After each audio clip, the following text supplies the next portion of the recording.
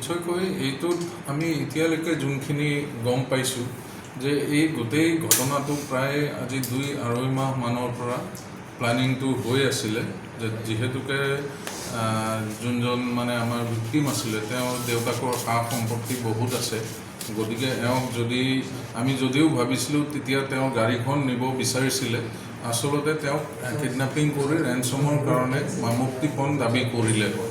তো সেই উদ্দেশ্যে তেওঁলোকে গোটেই প্লানিংটো আজি প্ৰায় 2 মাহমান আগৰ পৰা কৰি আছিলে আৰু সেই মানে গোটেইখিনি তেওঁলোকে এক্সিকিউট কৰিবলৈ যোৱা 13 তাৰিখৰ দিনটো থিৰাং কৰিছিল আৰু সেইমতে তেওঁলোক UP আৰু ঝাৰখণ্ডৰ পৰা আহিছিল নিজা গাড়ী লৈ বা ইয়াতে বাটত আগভেটি লৈ তেওঁক কিডনেপ কৰাৰ তেওঁলোকৰ মানে চেষ্টা চলাইছিল। কিন্তু আমাৰ ইয়াতে এটা মই এতিয়াও ক'ব লাগিব যে আমাৰ ঘগ্ৰাপাৰবাসী ৰাইজৰ যি মানে একদম ইমিডিয়েট তেওঁলোকে এই গোটেই যোনটো কিডনেপিঙৰ ঘটনা সেইটো ফইল কৰিবলৈ সক্ষম হ'ল, তাৰ বাবে মই ৰাইজক একদম মোৰ ফালৰ পৰা ধন্যবাদ জনাইছোঁ যে তেওঁলোকৰ যোনখিনি সজাগতা বা আহি তেওঁলোকক গোটেইখিনি খেদি কৰায়ত্ব কৰিলে, সেই কেছটোৰ পৰাই আমি বাকীখিনি ক্লু পাইছোঁ আৰু সেইটোৰ পাছতে আমি আৰু 4জন মানুহ এই ঘটনাত জড়িত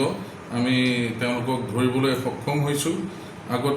আগৰ কেইজনৰ নাম আপোনালোকে ইতিমধ্যে গম পাইছে যে ৰিতেশ কুমাৰ তেওঁ ঝাৰখণ্ডৰ হয় আৰু মহেশ কুমাৰ তেওঁ সোণভদ্ৰা UPৰ হয় আৰু তেওঁৰ লগত জড়িত যোনকেইজন সেই গাড়ীত থকাৰ পৰা পলাবলৈ সেই সময়ত সক্ষম হৈছিলে তেওঁলোক হ'ল মুকেশ যাদৱ, তেওঁ হাজাৰিবাগৰ হয় আৰু প্ৰভু কুমাৰ আৰু সুনীল পাছৱান, গোটেইকেইজন হাজাৰিবাগ জিলাৰ আৰু একে গাঁৱৰে হয়।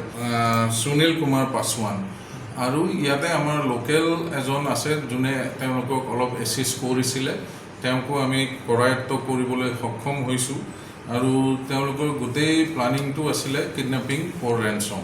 ৰঙিয়াৰ পৰা নামটো আমি এতিয়া পাছত ক'ম, ইনভেষ্টিগেশ্যনৰ কাৰণে আমি এইটো অলপ ৰাখিছোঁ। হয়, নিশ্চয়কৈ এইটো প্লানটো এতিয়া আমি যোনখিনি ইনভেষ্টিগেশ্যনত গম পাইছোঁ প্ৰায় 2-2.5 মাহ পূৰ্বৰ পৰাই তেওঁলোকৰ মানে এইটো প্লানিং আছিলে যে তেওঁলোকৰ দেউতাকৰ লগত সা সম্পত্তি বহুত আছে, গতিকে কিডনেপিং কৰিলে পইচা পোৱা যাব। নাই, এইটো তেওঁলোকে স্পেচিফিক এইটো কাৰণতেই আহিছিল, টাৰ্গেট লৈ আহিছিল। চাওক, আমি এতিয়ালৈকে যোনখিনি পাইছোঁ তেওঁলোক ডাইৰেক্টলি ইনভলভ আছে বা তেওঁলোকে ইয়াতে আগতেও কামৰ সূত্ৰে 2-এজন আহি ইয়াতে কাম মানে বেলেগ ধৰণৰ কাম, ধৰক JCB ঠিক কৰা বা JCB কিবা কৰা তেনেকুৱা কামত তেওঁলোক ইয়াতে আহিছিলে, ৰঙিয়ালৈকে আহিছিল। সেইখন গাড়ী ক্ৰাইমৰ সময়ত ইনভলভ আছিল। এইখন ঝাৰখণ্ডৰ গাড়ী। যেতিয়া ছাকচেছফুল নহ'ল বা ৰাইজে খেদিলে, তেওঁলোকে ঘূৰি গৈ অলপ সময় ঘগ্ৰাপাৰ এইখিনিত লুকাই মেলি থাকি তাৰপিছত গাড়ী লৈ তেওঁলোকে পূৰা বিহাৰ অভিমুখে পলাই গৈ আছিল। ঝাৰখণ্ডৰ আছিল বাকীকেইজন, UPৰ এইজন ধৰা পৰিছে। 2জন আগতীয়াকৈ আহিছিলে আৰু বাকী এওঁলোক 3জন সেইদিনাখন আহিছিল।